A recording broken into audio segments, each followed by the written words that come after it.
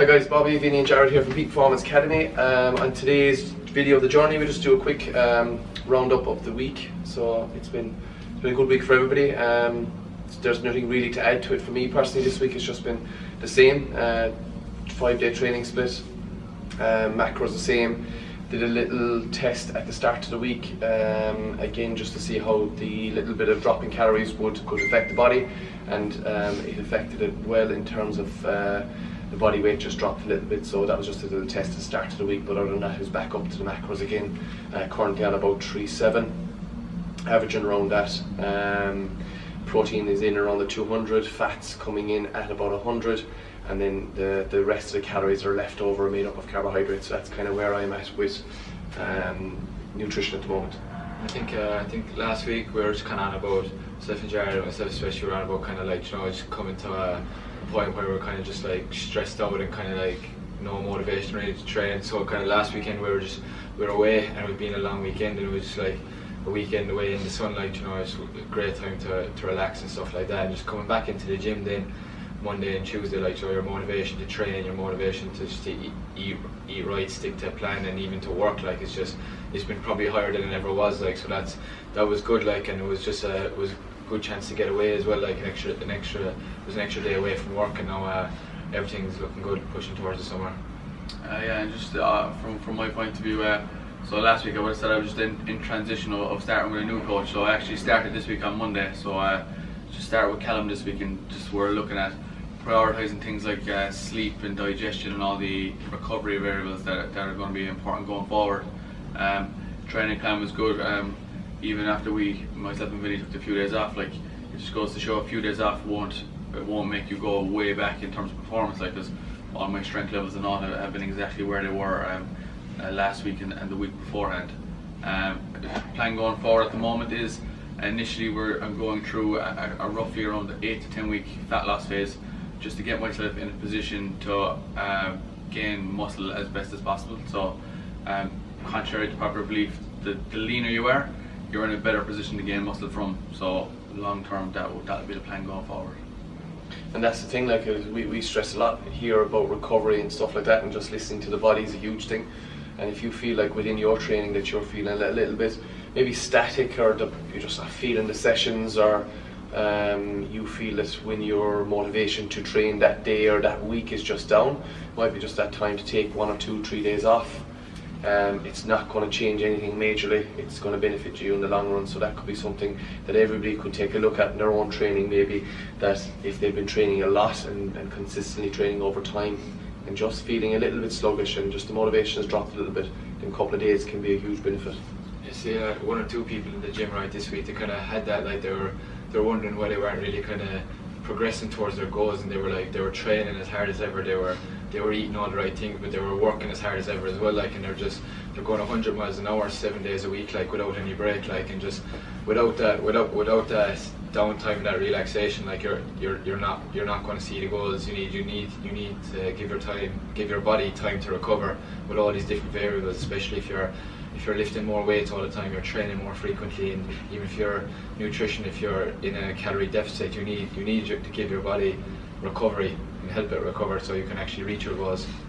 Yeah, like, you can only train as frequent and you can only train as hard as you can tolerate, and like how much you can tolerate is determined by like your lifestyle factor. So like, how's your sleep, what kind of family commitments do you have, what work hours do you have. Like, you can't train 5 to 7 times a week and literally kill yourself in the gym if you have a very, very stressful life. Like, it's just going to crash and burn after a couple of weeks. Yeah, because the most important thing for us is, number one priority for us obviously is we're coaches, so our output within work is going to be a huge thing, so we have to look at that as well, and what the style of training that we kind of do, and Vinny's more so on the football goal at the moment, but myself and Jared, we may be looking at the more physique style, because it's very, dieting has a huge impact on that. The way you're going to look is obviously what you put into your body is going to be determining factor of how you look as well, and the same as the way you train. It's a very, very mental game as well, that you need to be very, very switched on all the time. But we would be big believers in listening to the body as well at times, where we just need to take a step back and maybe just rest that day, not train that day, or not do as much volume that day, because we know that when we train, like I train in the morning, Jared trains in the afternoon, we need to look at how we'll feel after sessions as well, and prior to sessions. Like if you're very, very tired coming into a session and you wreck yourself within the session and hit the same kind of volume, your productivity towards that day is going to be really, really poor, and it's going to obviously you're not going to give the best service in terms of a coach. So we're big believers in we practice what we preach. So that's a big side of what we do, and especially that style of training when it's a big dieting has a big impact, and you are manipulating calories, you're looking at training splits, you're doing different volumes, different intensities.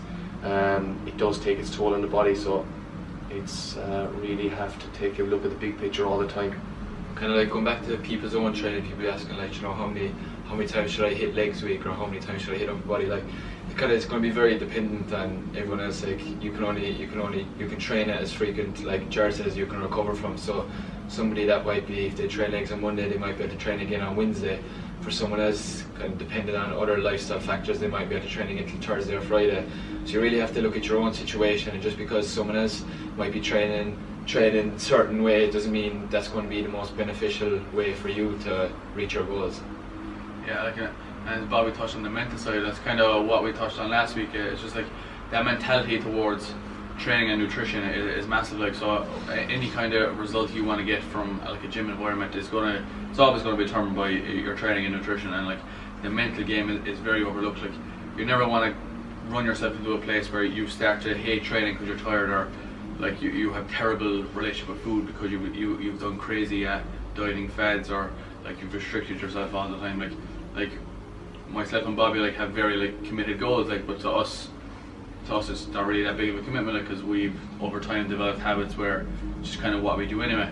Like Bobby's gone the more severe route now where he's actually competing this year, which is a lot of hard work, and mine is more longer, slower term, but at the same time, like, it's just what we do on a day-to-day basis. Like, we actually like doing it, and like that's the big part, is that you actually have to like what you're doing. Yeah, that's huge, because like Jared was saying, some people will look at what we do in terms of, Jesus, we train so much and you're always watching your foods, and you're talking macros and all that kind of stuff, and you're curbing maybe a social life as well a little bit, but it goes back to what you really want, if that's what's going to make you happy. And we did a video, Coach's Corner, we spoke about emotion.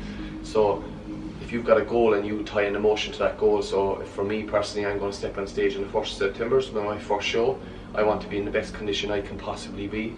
And if I am in the best condition that I think, I left no stone unturned, I followed my nutrition 100%, I've put in the effort in training, I've listened to my coaches, then I'm going to be happy on stage, and I'm going to say, that was the best condition I could have brought to that stage. That emotion for me is worth I wouldn't even say sacrifice, because it's not a sacrifice. Anything we're doing is not a sacrifice, it's a choice. So I'm not a believer in sacrifices. You don't sacrifice anything. You make a choice, that's your choice. You're the one that's in control. So when I go on stage, the choices I've made now over the summer are going to dictate my outcome. And when I step on stage, and if I'm in the best condition I can be, I'm going to be very, very happy. So that emotion I'm taking through my training and through my prep, and I think the guys, it can be the same with field sports, with Vinny with football, it can be Jared with his long-term plan. It's the same thing. It's what they're going to feel at the end of it, and it isn't even at the end of it, because it never ends. It's just a continuous circle. If we go on to the next stage and the next stage, but we just keep, like we said in that video, tying emotion to a goal is a huge thing. Yeah, I just seen like a great quote on like social media the last day. Is like 2 words that could change your life, and it will be what if. Like, you never want down the line to be what if I could achieve this, or what if I could have gotten shape. You never want to just be looking back with regret with the terms what if ringing inside your head. So like, if you're ticking all the boxes and doing as best you can, you don't have to worry about that in the future. Yeah, so I think, guys, that kind of wraps up the video for today. I hope that was helpful to some people. It just kind of gives you an insight into the mindsets of the way we approach stuff, and just generally for clients as well, maybe they're struggling a little bit with goals and maybe need to look at taking a step back, or when they speak about maybe sacrifices, and maybe look at it in terms of choices more than sacrifices. And just hopefully that video helped a little bit, and it gives you an insight into a little bit more of that mindset of doing this kind of training or having a certain goal. So guys, we'll talk to you next week on the journey, where we go through our week again. We are off this weekend to Body Power show in the UK, so that may be something we talk about, how we plan to eat over tomorrow, which is going to be, remember, you're traveling, you're up early, you're at a show, and how we manage that as well. So we might look at that, because people always speak about going out and going away and stuff, and how they manage. Okay guys, thanks for listening. We'll see you next week.